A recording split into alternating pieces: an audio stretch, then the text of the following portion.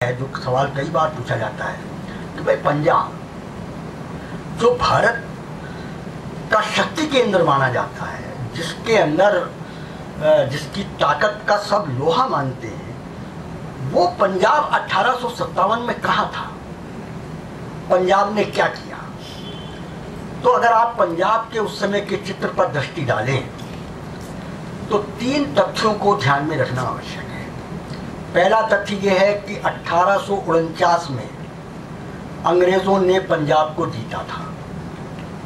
केवल 7 या 8 साल का वक्त गुजरा था और उस समय पर अंग्रेजों को पंजाब से बहुत डर लगता था, क्योंकि पंजाब के अंदर बगावत से वो बहुत डरते थे। तो उन्होंने पंजाब के तमाम किलों में अपनी फौज स्थापित कर दी थी। पंजाब के अंदर 12 छावनियां उन्होंने स्थापित की थी और उन 12 छावनियों में उनकी बहुत अच्छी रेजिमेंट्स वहां पर पोस्टेड थी। आर्टिलरी भी वहां पर थी। और मैंने अभी थोड़ी देर पहले बताया कि जो ब्रिटिश मिलिट्री एलिमेंट है, एस्टेब्लिशमेंट, सबसे ज्यादा पंजाब में था।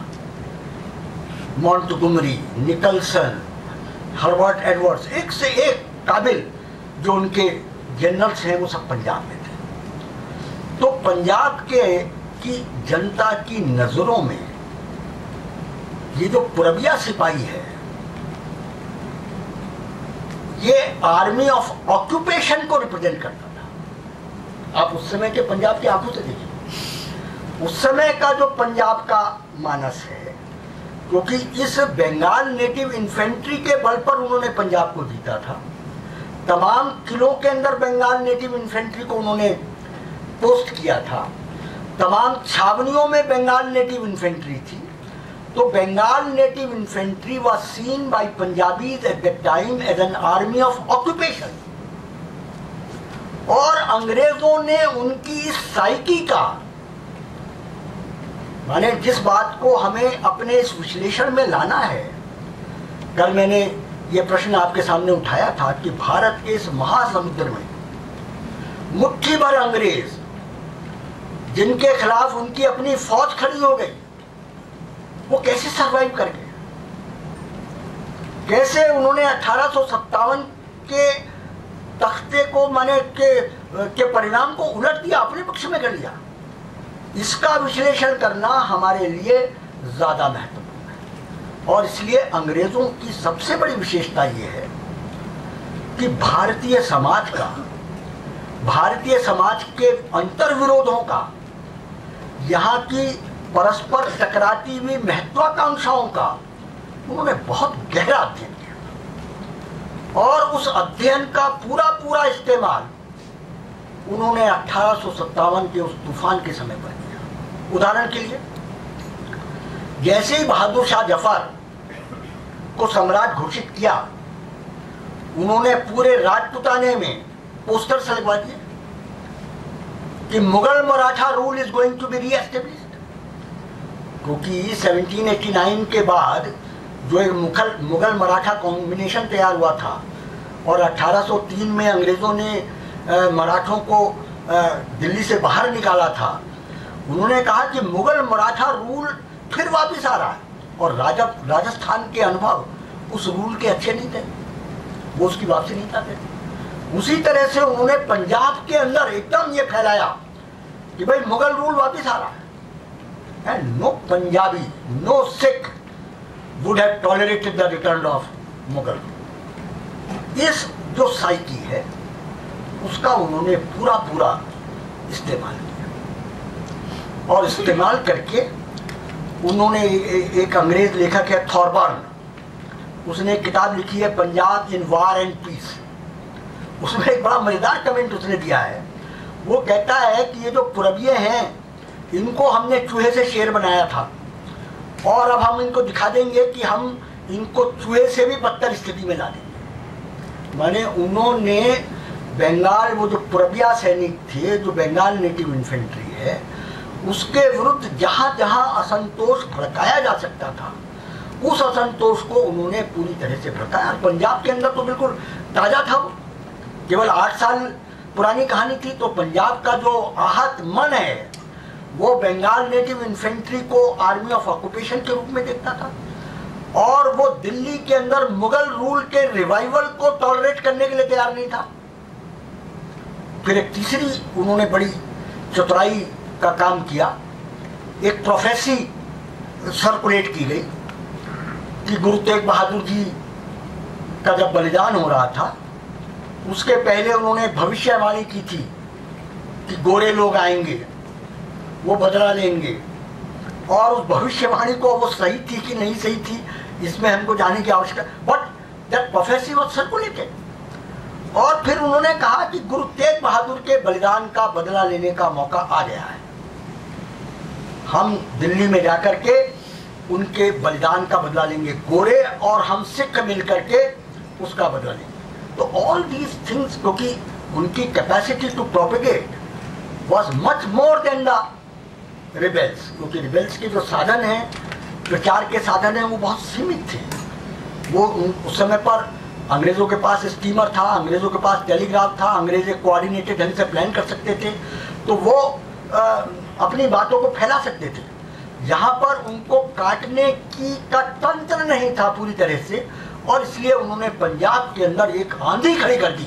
उन्होंने कहा कि मौका आ गया है, ये मुगल रूल नहीं होना ये स्थापित, वहाँ पर गुरु तेग बहादुर के बलिदान का बदले लेना है, और उनकी भविष्यवाणी के अनुसार हमारे साथ मिलकर के वो बदला लिया जाएगा। हम गोरे लोग आ गए हैं आपकी मदद के लिए, चलिए वहाँ पर। और एक चौथा फैक्टर पंजाब के अंदर था, वो था पंजाब की रियासतें, नाभा, जींद, पटियाला, फरीदकोट, ये जो रियासतें हैं, इन रियासतों का इतिहास सच में दुर्भाग्यपूर्ण है, क्योंकि इन रियासतों ने महाराजा रणजीत सिंह का साथ भी नहीं दिया।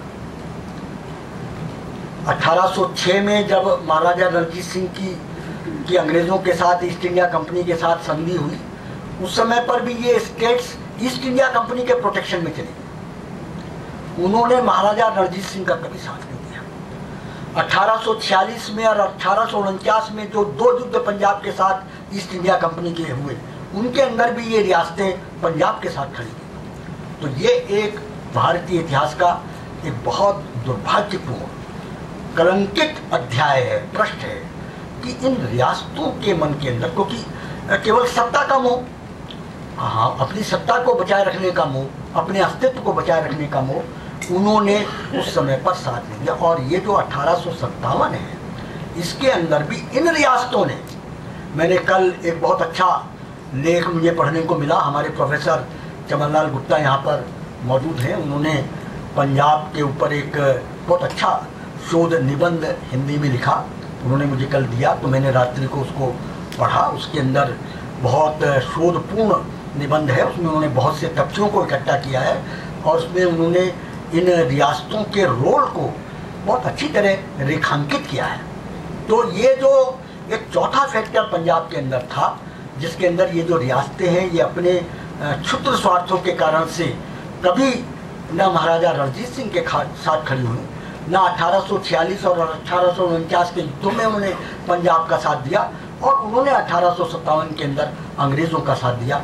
ये सब फैक्टर्स ऐसे हैं कि जिसके कारण से पंजाब, जो उस समय पर इस क्रांति के अंदर बहुत बड़ी भूमिका निभा सकता था, क्योंकि पंजाब के अंदर जो जान है वो तो मानवीय चीज़ है, वो निभा नहीं पाया, वो हो नहीं पाया। और ये जो अंग्रेज़ों ने भ्रामक प्रचार किया, उसके कारण से उनको, जैसा मैंने कल न्यूयॉर्क डेली ट्रिब्यून के अंदर के दो संदर्भ आपको पढ़ कर के सुनाए कि अंग्रेज़ों ने दिल्ली को जीतने में उनका सहयोग, क्योंकि देवर वो एक तरह से मुगल सम्राट की वापसी को रोक रहे थे, माने वो जो संघर्ष कर रहे थे वो भारत में मुगल राज्य की वापसी को रोकने के लिए संघर्ष कर रहे थे, वो गुरु तेग बहादुर के बलिदान का बदला लेने के लिए संघर्ष कर रहे थे। और इसके कारण से, क्योंकि इसके साथ साथ मैं एक तथ्य की ओर आपका ध्यान ज़रूर आकर्षित करना चाहता हूँ।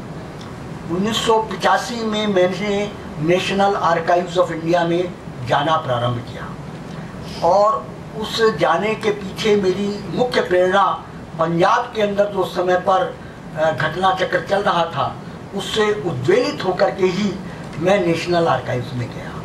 और वहाँ पर मैंने ये समझने की कोशिश, क्योंकि सिख इतिहास बहुत नया इतिहास है, बहुत पुराना इतिहास नहीं है। उसकी हर एक परिवर्तन को, हर एक घटना को हम फिक्स कर सकते हैं, क्रोनोलॉजिकली भी फिक्स कर सकते हैं, डॉक्यूमेंट्री से भी फिक्स कर सकते हैं। तो वहाँ पर मैंने ये समझने की कोशिश की कि भाई 1849 में जब उन्होंने पंजाब को जीता, उसका एनेक्सेशन किया, तब उन्होंने पंजाब की सेनाओं के प्रति क्या दृष्टि अपनाई, और वहाँ पर वो फाइल्स मौजूद हैं। उस समय पर ये बहस चली कि भाई ये जो खालसा सोल्जर्स है, देखिए एक बात समझ लीजिए, राजा रणजीत सिंह की सेना में भी पुरबियों की संख्या काफ़ी थी।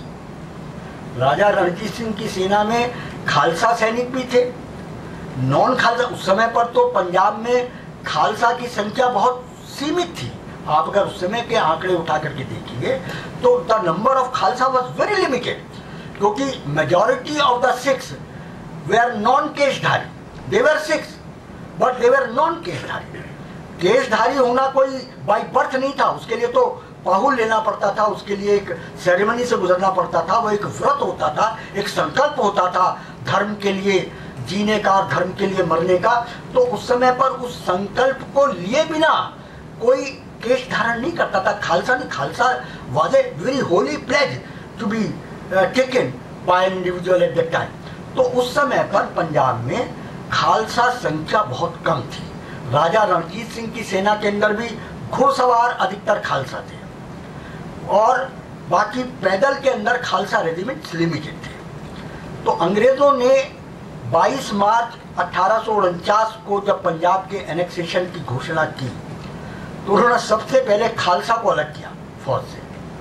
उन्होंने उनको हथियार उनके रखवा लिए, उनको हल दे दिए, पैसा दे दिया, ज़मीनें अलॉट कर दी कि भैया जाओ और खेती करो। उनको खेती पर भेज दिया। उस समय पर यह हुआ कि भाई हम इनको सेना के अंदर क्यों ना लें, तो वो फाइल मौजूद है वहां पर। उनका भाई अगर सेना में लिया तो केशधारी और गैर केशधारी सब मिल जाएंगे, इनका कॉमन प्लैंक बन जाएगा।